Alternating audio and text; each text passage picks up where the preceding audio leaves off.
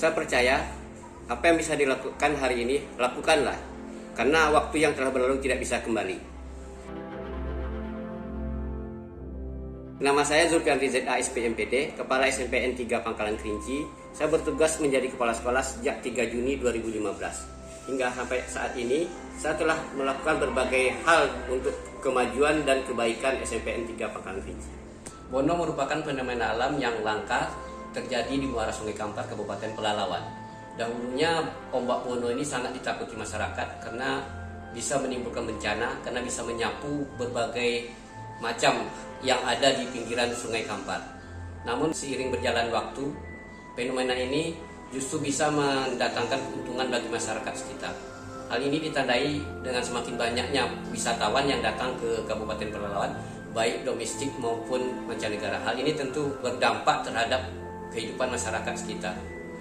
Fenomena ini juga saya lihat cenderung sama dengan pada saat kita mengalami masa pandemi COVID-19 ini, di mana di awalnya kita terlalu takut terhadap COVID-19 ini sehingga meluluhlantakkan berbagai bidang sendi kehidupan. Salah satu bidang yang paling terpengaruh adalah bidang pendidikan. Dunia pendidikan dipaksa berubah oleh COVID-19, di mana dahulunya yang kita pembelajaran dilaksanakan secara konvensional berubah menjadi pembelajaran secara online. Begitupun di SMP Negeri 3 Pangkalan Kerinci. Untuk mengatasi permasalahan tersebut, kami di SMP Negeri 3 Pangkalan Kerinci terpaksa dan dipaksa untuk melakukan perubahan. Untuk itu saya mencoba untuk menuangkan praktik baik di sekolah saya ini dalam bentuk sebuah karya tulis yang berjudul Buku Do Bono. Buku Do Bono merupakan singkatan dari benahi kurikulum dengan orientasi belajar online dan offline. Awalnya saya sangat gampang untuk menerapkan kegiatan ini karena saya berpikir majelis guru di SMP Negeri 3 Pangkalan Kerinci masih memiliki kekurangan di dalam pemanfaatan media belajar yang berbasis daring. Namun seiring dengan waktu, dengan sering dilaksanakan pelatihan bagi para majelis guru, terutama dalam peningkatan kompetensi dalam bidang pembelajaran, mereka semakin terbiasa dengan pembelajaran online. Sehingga sekarang mereka sudah bisa menggunakan bentuk-bentuk pembelajaran online seperti Google Form, Google Classroom, Google Meet, bahkan Zoom Meeting.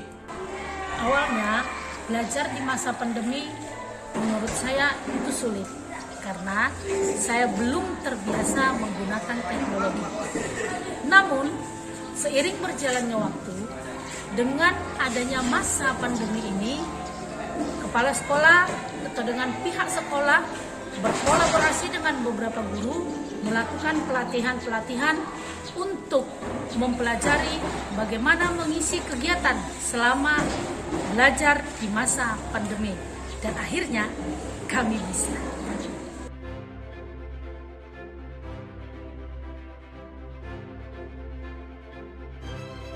Namun setelah kami menerapkan proses pembelajaran daring tersebut, ternyata ditemukan banyak terjadinya learning loss terhadap siswa. Terjadinya learning loss ini karena di antara siswa-siswa kami ternyata ada orang tua yang memiliki latar belakang ekonomi yang boleh dikatakan sangat minim, sehingga dia tidak mampu menyediakan fasilitas pembelajaran bagi anaknya, terutama fasilitas HP maupun gadget. Kemudian yang kedua adalah masalah sinyal internet. Tidak seluruh daerah yang terjangkau oleh sinyal internet. Nah, ini juga menyebabkan masalah terutama bagi anak-anak yang ingin melaksanakan pembelajaran secara online. Kemudian faktor yang selanjutnya adalah dukungan yang kurang dari orang tua dalam membimbing anaknya untuk belajar di rumah.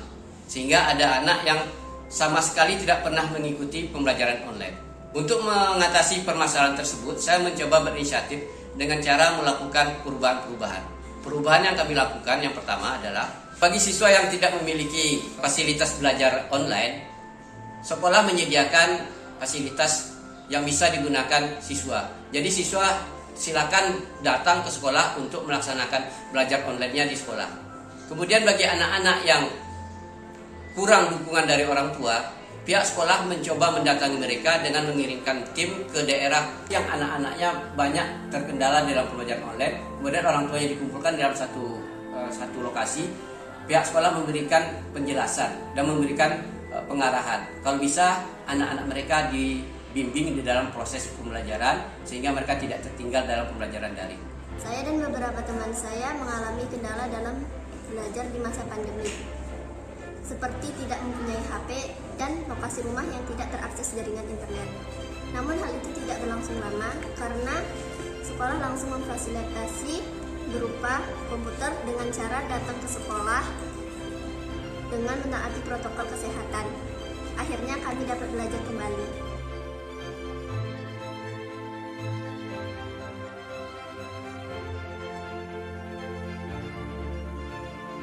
Saya percaya bahwa tidak ada hasil yang mengkhianati usaha.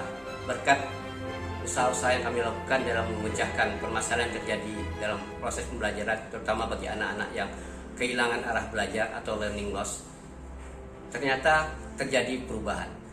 Di mana anak-anak yang semulanya malas untuk datang ke sekolah, melakukan pembelajaran daring di sekolah, mereka sudah mulai aktif. Bahkan boleh dikatakan hampir 100% dari yang selama ini tidak pernah mengikuti, mereka sudah mengikuti.